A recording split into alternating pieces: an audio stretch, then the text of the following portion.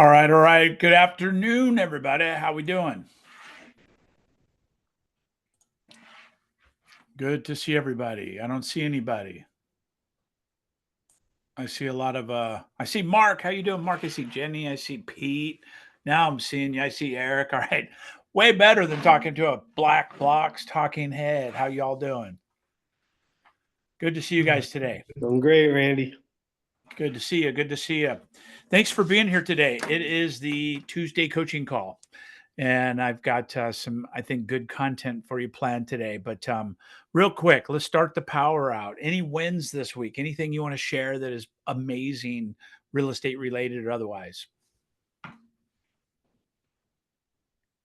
I'll share. We have Yes. an active listing that went pending and closed in under 25 days, Wow. which was From start great. to finish? Been a while for us from start to finish. That's a beauty. Was it cash or lending? Even more It impressive. was lending. That's even more impressive. They got a Good loan job. that fast. Yeah. I love it. Hey, I'd love to hear that. Through my communication with a lot of agents around the nation, we're hearing things are picking up. It seems like there's more activity. There's properties coming on the market. It just overall, the sentiment of activity has been picking up. And some are even saying they're completely swamped. I've had probably 4 people tell me they're going to have the best year ever in January, right? We understand that their optimism is very high and we appreciate that. But they're having the first 4 to 6 weeks is the busiest they've ever been. So that's good coming from some of these agents that are very seasoned. Anyway, great to see everybody. Robin, good to see you. How you doing? Hello. Thank you. Doing well. I would actually agree with your comments. It's been amazing so far, first quarter. Just last 2 closings were over 2.3 million. We have another one closing tomorrow at 1.8. Seeing a lot of cash. Yeah. Cash. There's so Yeah. many people that hate you right now, Robin, because of your sales price. I'm sorry. There's people in like Oklahoma going, "What? Who is she? Right. Where's she live?" Right? Yeah. And you know what's funny? I posted the 2.3 million and Scott looked and he goes, that's a really nice house, but I mean, you think you'd get more. Yeah. Yeah. It's In okay. bed. Right. It's Yeah, okay. it's okay. But the market's strong. Like I said, lots of Yeah. cash. Well, and other loans too. But our board's filling up. I bet I love we've it. got 12 solid deals that we're working Well, on. since you spoke up, why don't you tell everybody who you are, where you're at, and Sorry, throw your contact info or something in the chat for everybody. Or I will. My name is Robin Tuttle, Tuttle and Tuttle Group. I do the EXP Luxury, which I am beyond thrilled with. It's just been the best and what's your platform. market? Where are you at? Bend, Oregon. Okay, Bend, Oregon. Good Central job. Oregon. Yeah. The Okay, whole cool. area, a lot of resort. But Awesome. yeah, I'm happy to be here. Thank you. Well, thank you for sharing. So, and Jenny, I know you're in the Bend market as well. So you spoke up. I'm going to highlight you as well. So let's dig in. So here's what I'm coming up with today. Through the coaching and all the things that we're looking at of how we're really going to get market share in 2025.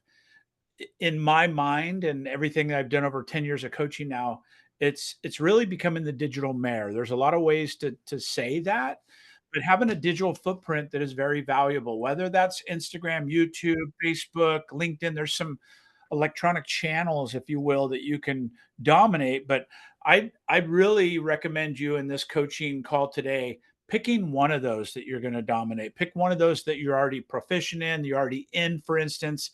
It could be Facebook personal that we need to move into I'm the listing agent. business posture. Dual agency. I'm Yeah. mute you. Oh, there you go. So it could be, maybe you're in the Facebook world and you haven't dabbled into the Facebook business pages and stuff, but that's still a conduit for you to stay in Facebook, for instance.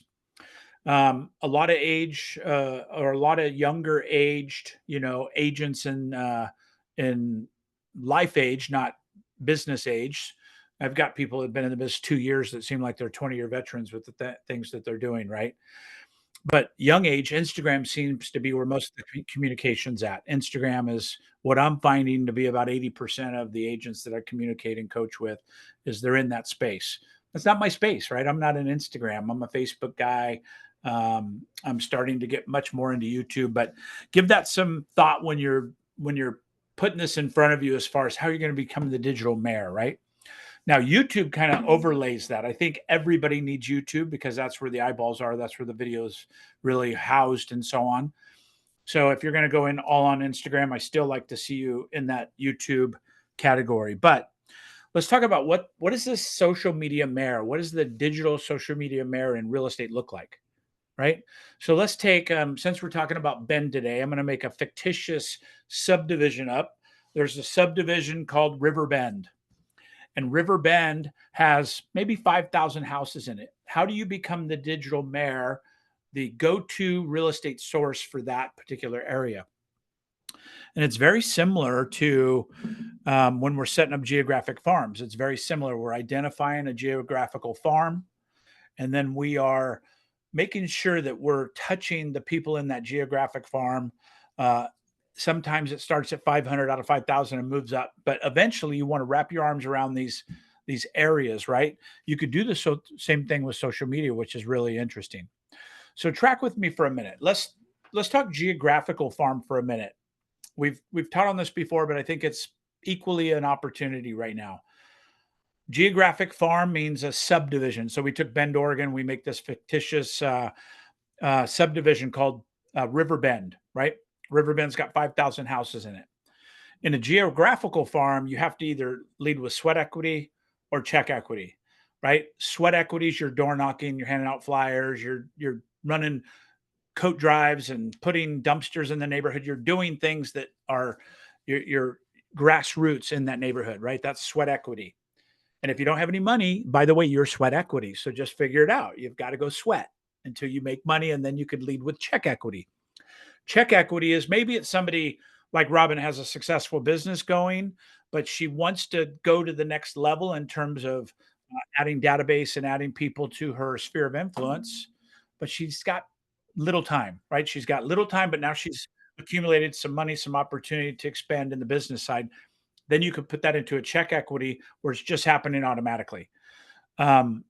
Key points: minimum of 500 homes, right? If you could afford 5,000, go for it.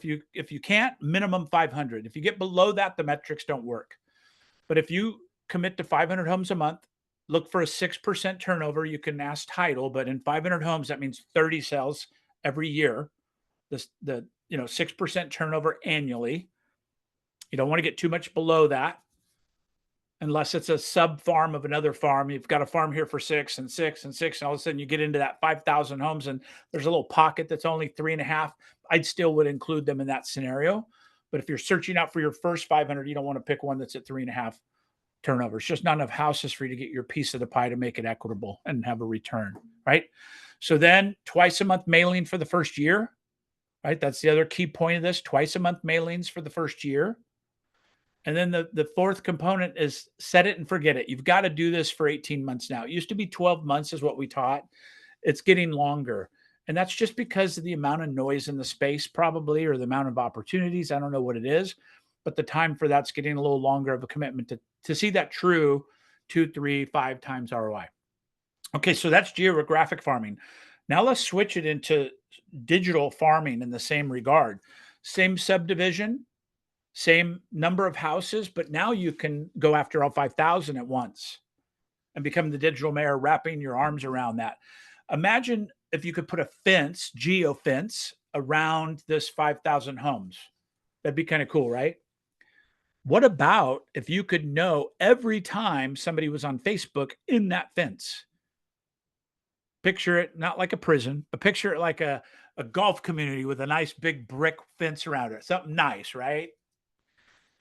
Every time somebody drove in that gate, you would get notified that they were in your fenced area.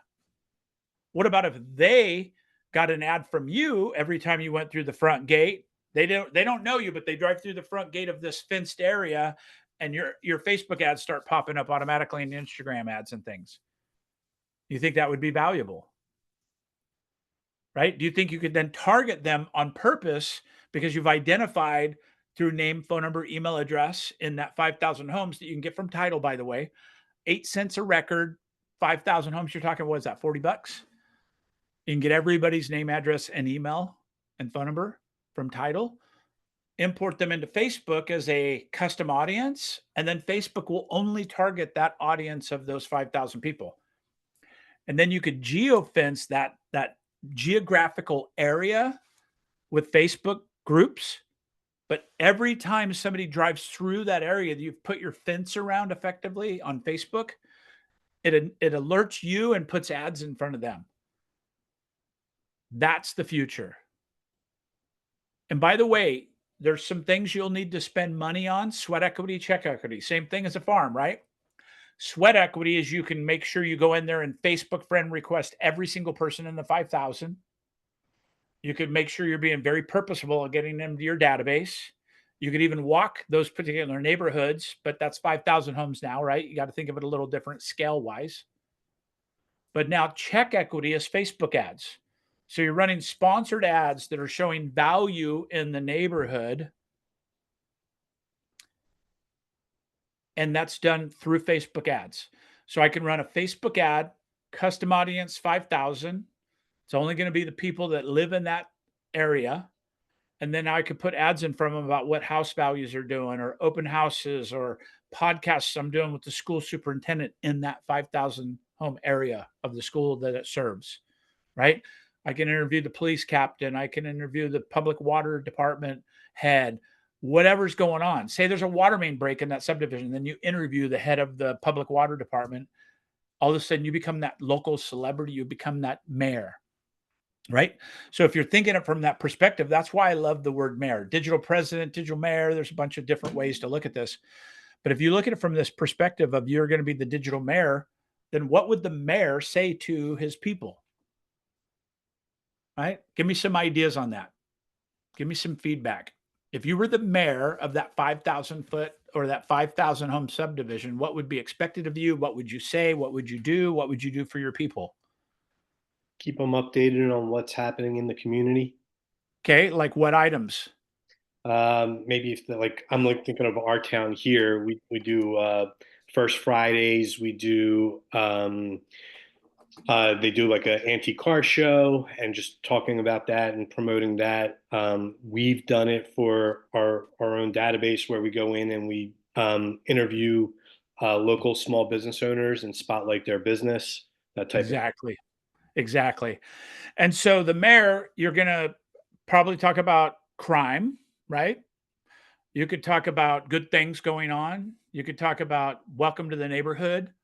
You could welcome babies. You could do a whole bunch of things through this automation of this campaign, if you will, right? And I love what you said, Pete. Any other ideas? Any other ideas for bringing value to that neighborhood?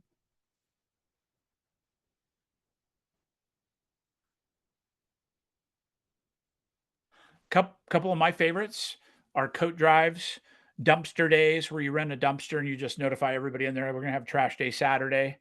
Work out a deal with the disposal company. Maybe it might even cost you $1,000 to have a couple dumpsters in there. But that's an act of kindness. That's an act of servitude for that area. And it's not always just an ask. You're giving equity back to that area, right? Anything else? This is kind of a cool opportunity for you guys. And it's not all real estate, right? Your open houses, your new listings, all that stuff's going to increase that traffic that you're having in there, making you the local expert. I Hey, would say in Randy. my area, we're having a ton of new growth, so there's constantly road construction on busting through new arteries and new neighborhoods. And you assume you drive by that, you know exactly what's going on, Yeah. and the average consumer does not. So I'd say that. Yeah, 100%. Sisters, for instance, just put in roundabouts, and man, big deal. Sisters got 2 roundabouts now. But you as an agent could become almost like a editorial newscaster to those kind of new things coming up, right? As silly as that one may sound, that adds value to this community. So now you're Facebook friending them. You're adding value to the Facebook page every time you do any of these things, right? Whether it's purposeful podcasts or whatever it may be. So I love this particular this component of this, right? Mark, were you going to say something else? I'm sorry, I might have cut you off. Oh, no, that's fine. I was just going to add to the conversation and just say that you could tell them about existing nonprofits and new nonprofits that are coming to the area that are doing things for the community that other people might be able to benefit from. And then probably pull together some type of an event, a local event in the area. Like we do every other Friday here in the Elk Grove area, they have the food trucks and the food trucks drive in Old Town. So do something like that where you can coordinate a community event and be the vocal person for that event. 100%. I just thought of blood drive, for instance, blood drive truck in the center of the community, 2 taco trucks for free. They're just going to come in and feed everybody because you're having a blood drive. You put it out to everybody. You're a hero. You're contributing. We did this in Reading, and I think we broke the record for the blood drive record, whatever that was, 30 pints, 30 gallons. I don't know what it was, but we had lines and lines and lines of people. And it just started with my Keller Williams office at the time.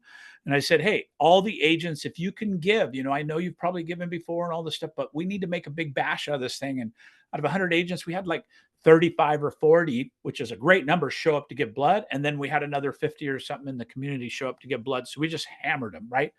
I mean, we just, from start to finish, they were just hammered. They left at the end of the day weathered and tattered, and was like, that was amazing, right? And so there was a lot of press that came from that, and we were doing it just to be good. But I love the ideas that are happening here. So now you've got this Facebook page that could become the community info, right? It could be the community information page. You start making admins of this, so you're not having to do everything. You're making admins of this that are coming in, and they're allowed to let certain posts in. They're keeping activity in there. They're watching all the new people coming in. They're verifying that it's kind of like Facebook in the beginning, right? You couldn't be in Facebook unless you had an EDU address. It was like you had to be at a university to have a Facebook account, and then it got bigger. Imagine that, right? Hey, this is Jenny. I'm just checking in. I'm the head of the group here, and I just didn't recognize your name. Are you part of the subdivision? Are you part of our community? No, my friend Sally's in there, but she said it's really cool. Okay, cool. I'm gonna have you as a friend of it, but this is for our community, right? And so that exclusivity. And then also, what about every time a house sells in that neighborhood of 5,000, which we just said it's 30 a year, did we not? What happens if you only sell one of those every year? Yes, you're going to get some value of an open house and mailers and postcards and just listed and just solds and all that, right? But what happens if you're the mayor of a town that sells 19 other escrows that you weren't involved in? You're running the Facebook page. You're running the announcements. You're running the blood drives. You're the mayor of that area, right? I want to tell you a little story. I'm going to leave the names out to protect the innocent. But I have a coaching client that I hired years ago. I've told this story before for geographic farming. And he came to me because I was helping Tom Ferry build teams, and he wanted to build a team, solo agent. And I think his best year was 18. I think he was doing like 11 when we met.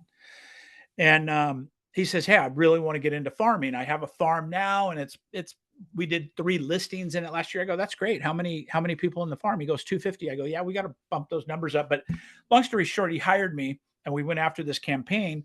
And he goes, I'd really like to get this neighborhood next to it, but it's dominated by these 2 agents. Like 90% of every listing is those 2 agents, right? In a big community of 1,000 homes. And they just were absolutely dominant. And so we went in with this strategy of really just becoming the digital mayor of that area and the social media mayor of that area. And in 18 months, he became so dominant in that particular 1,000 home. It was a 55 and over, this particular community. He became so dominant that those 2 agents started referring him the listings that they got because they didn't want to lose them to him. See what I'm saying? He had like an 85 or 90% market share in that particular subdivision in under 2 months, or in under 24 months. It was under 2 years. And ended up doing 80 transactions, I think, his second year, and almost 50 something from that subdivision, right? Because he became dominant, and he became so dominant. Now he's the number 1 agent in an area. How many times have we said, oh, I love Edgewood, but man, that Robin Tuttle's in there and she's a beast. I cannot compete with Robin Tuttle, right? So you stay away from it. I'm just saying you can get Robin Tuttle to work for you. Just saying. Depends how you want to look at this, right? So I love this strategy. By the way, I haven't even talked about how you can ask for business within that now, right? We've just been kind of passively, but now come from an unsolicited CMA component of this. I love unsolicited CMAs, meaning reaching out to a seller saying, I've already prepared a CMA for you as part of a bigger CMA. I just want to give it to you as value. You owe me nothing. It's done. Do you want it or not want it? Right? It's just a question. It's almost like I've done it. I'm going to drop it in the trash. If you don't want it, it's all good. Right? That demeanor is going to be valuable rather than, hey, this is Randy at EXP. I really would love to produce a free CMA for you. There's no obligation whatsoever. All I have to do is come out, walk through your home for an hour, hour and a half. It's going to be great, right? They didn't ask for it. They don't want it. That's how the typical CMA conversation will go. We've proven that if you have the language around no attachment, already done, then you'll have a much better success ratio. Matter of fact, it was like 400% better, just changing the language of how you presented that. So now, how much does it cost to do everything I just mentioned, minus the check equity components of it? How much does it cost? Zero, right? You don't have to buy a Facebook page. You don't have to buy an Instagram account. You just have to put the work into being committed to getting those up. Okay, let's say you're not a Facebook person. Let's just say somebody listening, I know everybody on this call is, but let's say you're not a Facebook person, you're not a social media strategist. This just intimidates you. Is there anywhere in the world that you can go hire somebody that is probably $5 an hour that would know all this stuff and do it for you? Is that a possibility? I see some people shaking their heads. How about my VA for $5 an hour in India, Ria? If you want her and you're on this call or seeing this coaching call, I will share her with you. Just message me, DM me on whatever, Instagram, Facebook, all the stuff, Coach Randy Bird. Right? Just DM me and I'll connect you directly with my VA.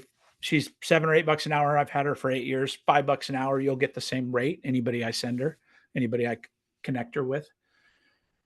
And I get nothing. This is just trying to provide value. Don't let things get in your way. Don't let obstacles stand in your way of what you can accomplish. It doesn't matter what your business strategy is. This is a business strategy. You can add to it. And if you've already got it, then double it and triple it and quadruple it. Right? Kyle Whistle is a great example. Kyle Whistle lives in San Diego and he lives in a little place called, is it Saniam?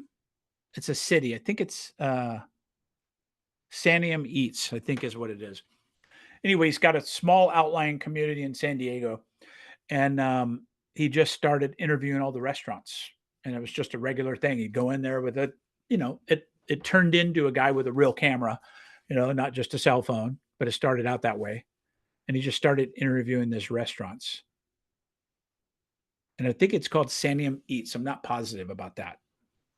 But it's massive, massive, massive. Thousands and thousands of followers, thousands of people on the page. And all he did was go and interview and highlight restaurants, right? That could be your jam if that's your thing. Right?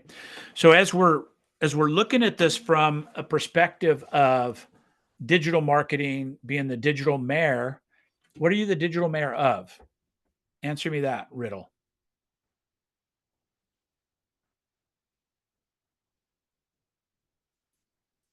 You have to take your mute. There you go, Mark. The city of Mark Charles, or I should say the real estate agent of Mark Charles. That's right. That's right. You got it.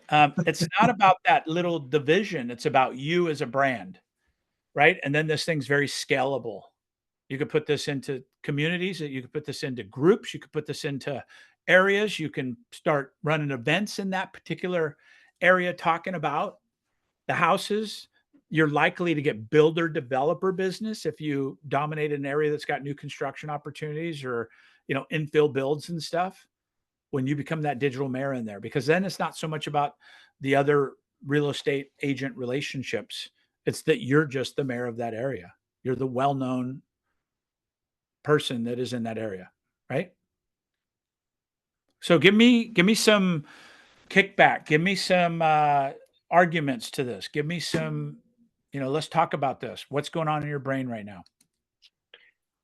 So Randy, not kickback, but just thought process around it, because I love the idea of being the digital mayor, and I love the idea of creating a group. And if I'm completely honest, the only thing that's ever stopped me from creating a group is the idea of when it starts, there's nobody in there. So the first few people that come in see one or two or no people. How do you get that to stick and build momentum? That's always been my concern. Love it. So that's your drunk monkey, right? That's like people that don't post videos because they don't like the way they look, but then nobody watches them or everybody watches them. So I'm going to just coach you. I know you're a great coach too, Pete. So don't let the drunk monkey get in your way of that. What would it look like in 24 months from today, or 48 months from today, or in 10 years from today? What's it look like? Right. So here's a shortcut. Here's a shortcut. I was thinking of another word, but shortcut sounds better, right? Here's a shortcut. Reach out to 5 or 10 people in that community first and say, I'm building this. I'd love to find out if you'd be willing to be a contributor. You could post, I'm going to make you one of the admins. Mm-hmm. You start with 5 admins and tell them it's a period of just 3 months at a time or something, so they don't have to do it forever. And just say, all I'm looking for is items of value from the neighborhood, or just at least chatty, how things are going in the neighborhood. We could have a neighborhood watch forum. We could have a neighborhood, message board effectively through Facebook. Hey, the water's going to be off. Like my neighborhood, the water's off every 2, 3, 5 months. Mm-hmm. And they rebuild the system and do things. So there's this community text thread, right? But now it's become, hey, does anybody own a black dog? Hey, this weekend we're doing an open house. Hey, I'm going to be gone Tuesday and Saturday if anybody can feed my dog. It's turned into that. But it started out as just acknowledgement. But I would do that to answer your question. I'd get does it have to be somebody in that subdivision? No. Mm-hmm. It has to be somebody else. Do you want to let agents in your say an agent lives or works in that 5,000 homes? Do you have to let them into your group? No. No, sir. No, ma'am. Right. You can if you choose, but that's not who I'm looking for. Right. Mm-hmm. So I would start with 4 or 5 homeowners or people that are familiar with that. Could be somebody that lives in there, otherwise. I think you could probably find that pretty easy. And then just be consistent with posting. I'd probably get an auto post going so it's consistent. You could use it through Lofty, Buffer, Hootsuite, all these different things, and have some, just put a week in advance of something that has to do item of value in the subdivision once a day. And then when something lists, put it in there. Doesn't matter who it listed from. When something sells, put it in there. Doesn't matter who it sold from. And then start putting that news of that subdivision in there. It will build. And then just remember, you're controlling the list. So you built this email list from title. Then you can be purposeful about reaching out, saying, hey, I noticed you haven't accepted our friend request yet.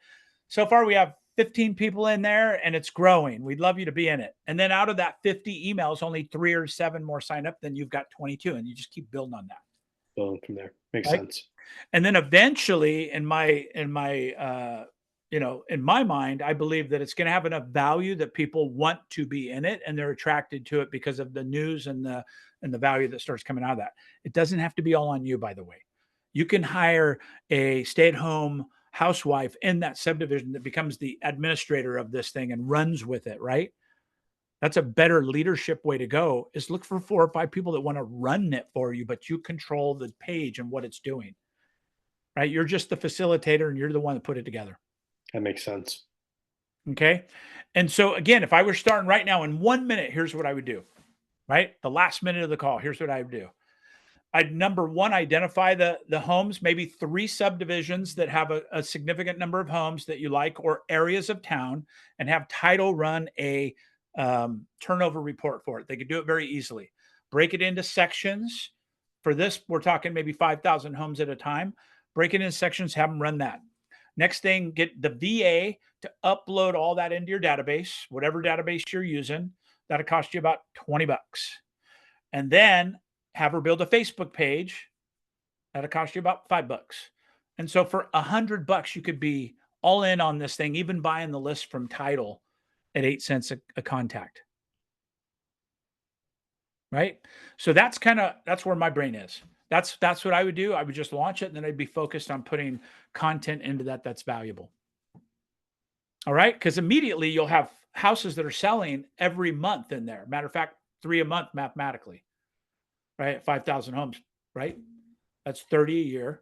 So approximately 2 to 3 a month. Those all become what's going on. Just listed, just sold. So all of a sudden, this that alone is 12 posts, right? Went under contract, another post. And it's informational. That's a real estate flavor, but it's really about the community. Okay. Hopefully that strikes a chord with you. Hopefully you gave you some ideas today of what you can do to maybe expand your current book of business. And if I was a brand new agent, this is what I would do. I would do that because you don't have the check equity. I would do that. And then I'd start walking that neighborhood. I don't care if I had 2 kids, I'd put them in a wagon. I'd start walking that neighborhood and adding value. All right. All right. Thanks, Randy. You bet, everybody. Thanks, Thank you Randy. for being here. See you next week. Next week, I'm flying, so I'm not sure if I'm going to be here. I'll let you all know. But I am Okay. flying back from Dallas at a leadership event. So I appreciate you all. Okay. Bye, Randy. Thanks. Have a Thanks, great Randy. day. Thanks, Randy. Thank you much. Thanks for being here. Cheers.